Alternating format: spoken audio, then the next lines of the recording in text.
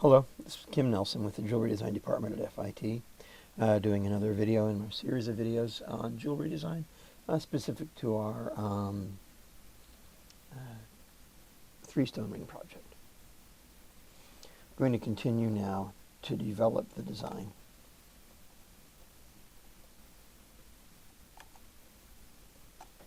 So this is where I left off with my sketch. A couple of things. I believe that I am going to want,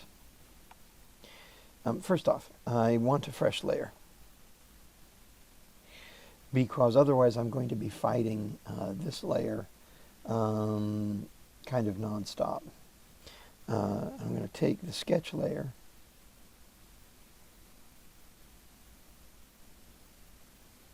and I'm going to back off on its opacity a bit, and I don't need the template anymore underneath. Or, actually, it's nice to have the template. I'm going to drop its opacity way back so that I do have it there in case I want it. So this layer is sketch. It's always nice to keep your layers organized. This is drawing. And sketch. I'll take it back even further. So I have something, fairly ghosty to work with, which is what I want. I'm going to start to draw now for real. The 8mm brush is really too large for what I'm doing now. So I am going to go down to my standard Photoshop brushes that I used before, which is just a hard round. And I'll do hard round pressure equals opacity to give me a little bit more natural. Actually, I like opacity and flow, both. And I'm going to drop this down to our, I'll start with 5 pixels. I may take it down below that. Rotate my panel just because I am more comfortable that way. So I really believe that given the Mucha reference,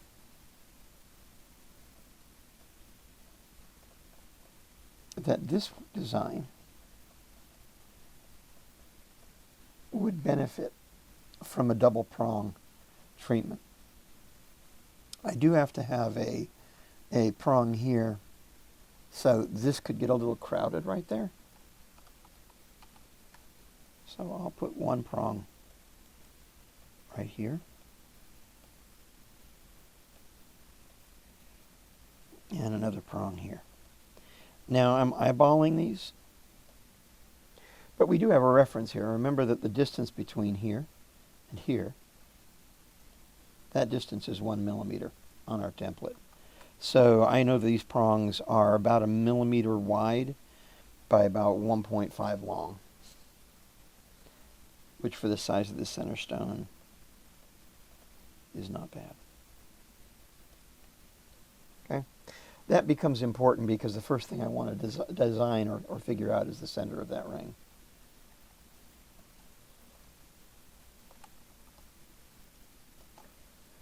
So I'm going to bring in my guides.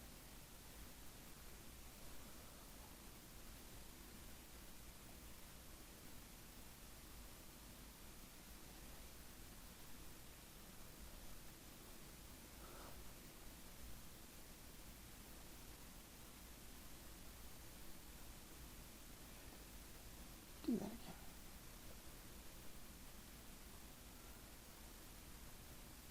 The guides are not as easy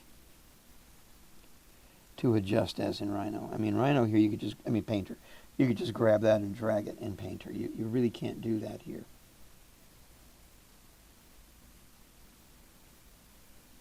There's no way for me to access this guide after I've drawn it, other than just making a new guide. So back into my brush. I know I didn't get that guide quite as tight into that prong as I need to, so I'm going to stay a little bit away. And I'm going to draw those prongs as a single entity. That's important to me because I'm going to want them to taper down into one prong by the time I come down here.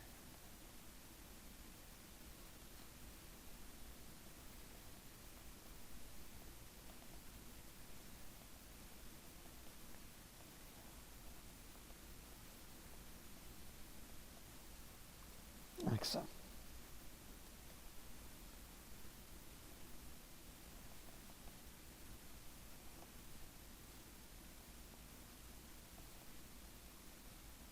Most of this prong will be blocked by the prong in front of it. I can bring in a third guideline to verify that.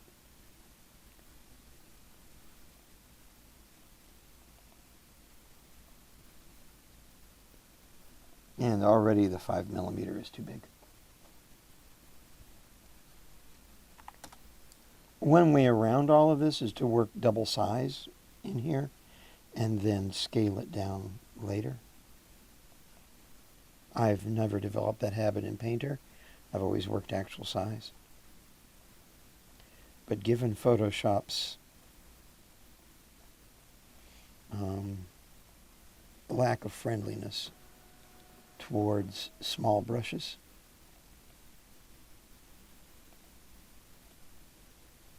it might be worth doing.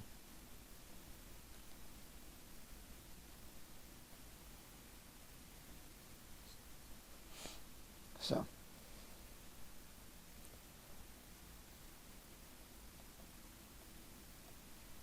that's a pretty good indication of those prongs.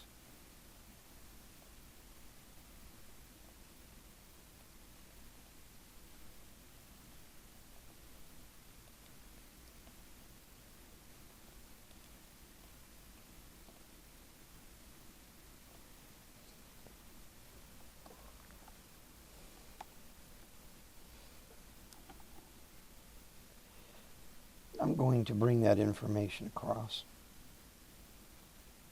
to the side view. And I'm going to guess, honestly. I could do a break line and carry information over and down and get it exact. But it's not going to be that critical. I know that the first prong sits right on the point of this facet. And I know it's about that big. I know the second prong behind it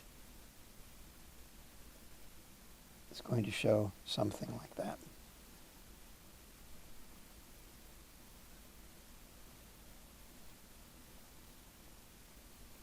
I know that both of these come down and become the finger rest.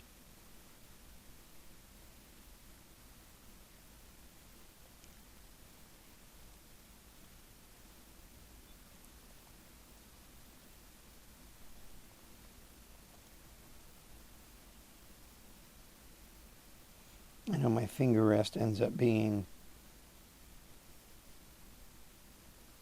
fairly thin here.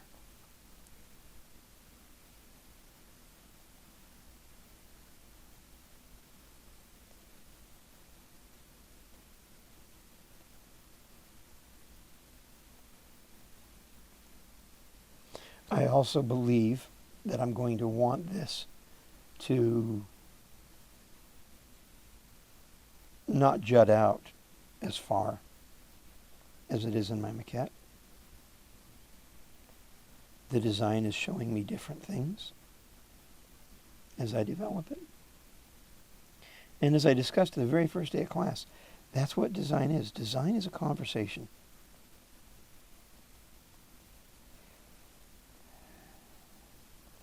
There is uncomfortably little right or wrong in design. Pretty much whatever you say goes. So,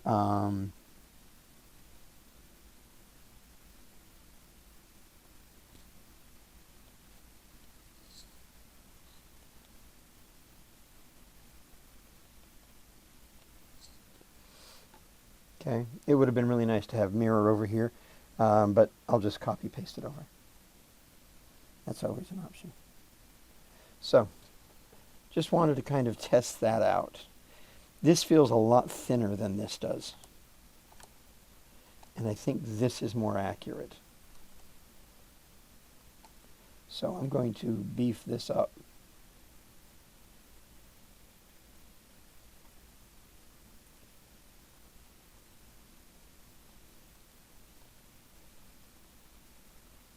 To bring it more in line with what I have in the front.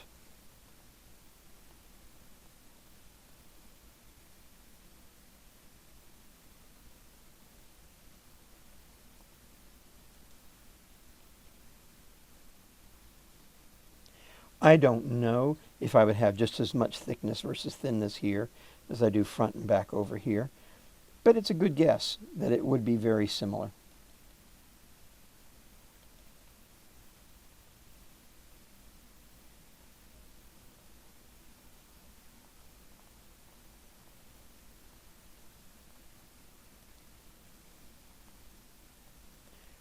Pick up on that S-curve a bit.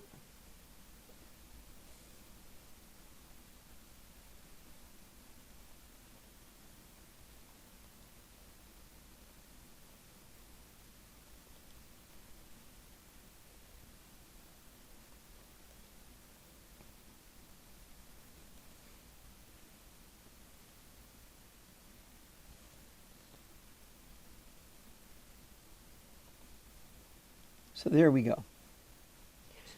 This is still somewhat thinner than this, but I think that this is credible, which means if I'm going to do any thinning at this point, I'm going to thin it over here. Once again, that conversation going back and forth.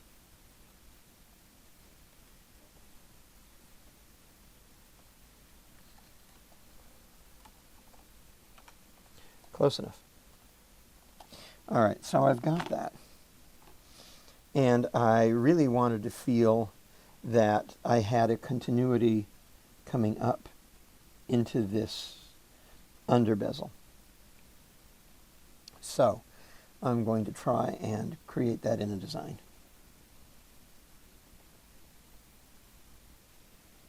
The under bezel is going to notch into the prong.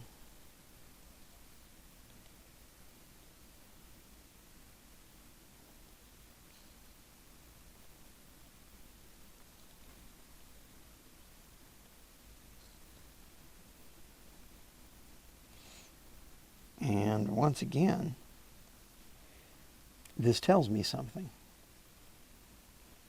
Now, I have a lot of experience drawing jewelry, which you may or may not have, so I'm making statements that aren't going to be necessarily logical to you, but this biting in the way it is, right here, and me only having that much prong behind it, doesn't look real to me.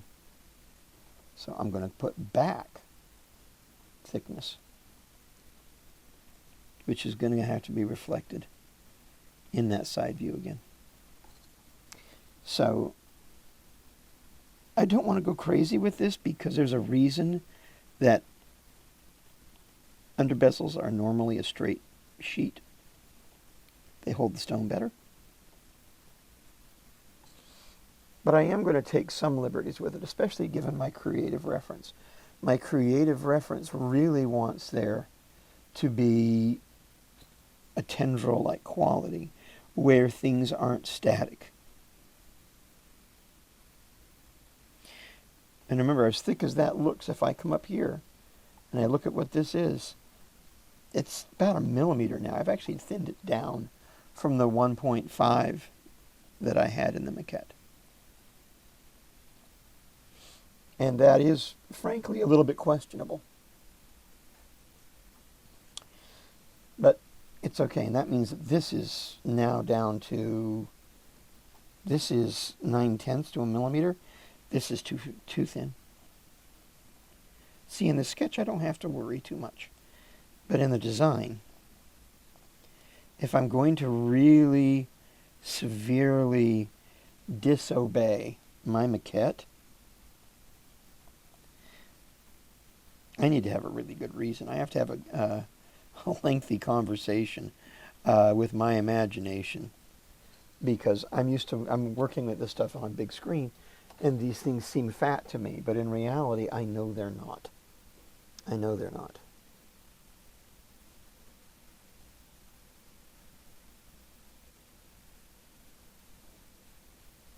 So, I also had this little wire coming up that I was very attached to as an idea. Gonna let that wire bite in. And I've just drawn something that is a 3/10 of a millimeter, which is not real.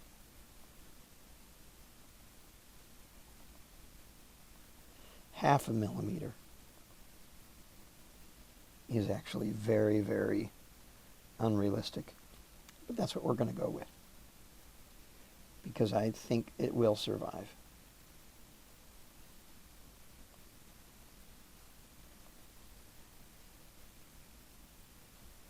Let that come to a slight point.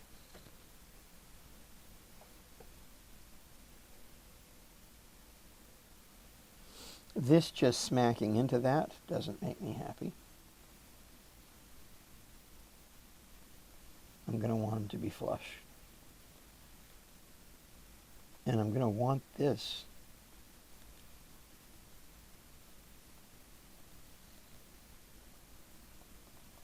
to interrupt that a little bit on both sides. I want it to feel like it comes up and then down into that.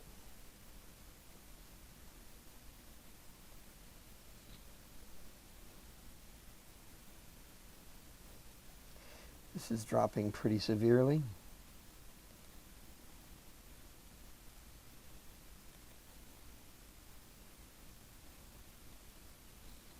But I'm sacrificing a lot of metal on the under bezel.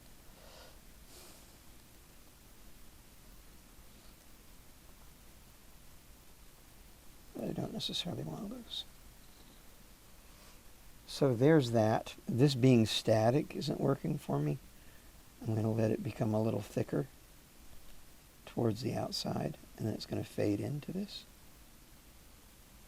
What that means, though, in reality, is that this plane juts out in front of this in the back. So I've just made a sculptural statement with my pencil that I have to be aware of.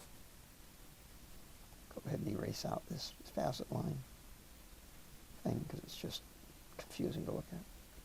So I've got that in the front view. How about the side?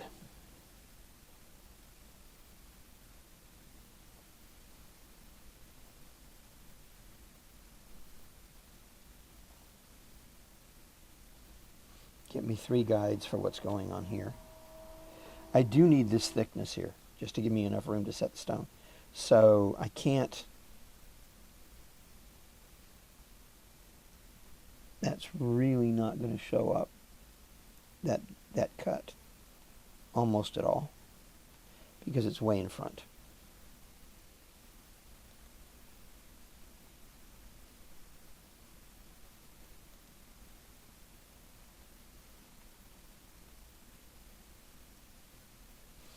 But I can let that drop down.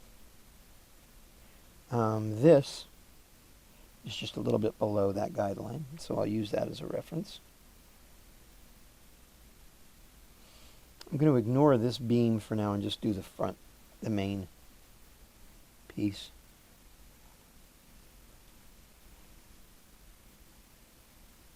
She does something like that. I have thickness of metal in here, which is an estimate on my behalf. But I'm going to estimate that thickness of metal is something like that.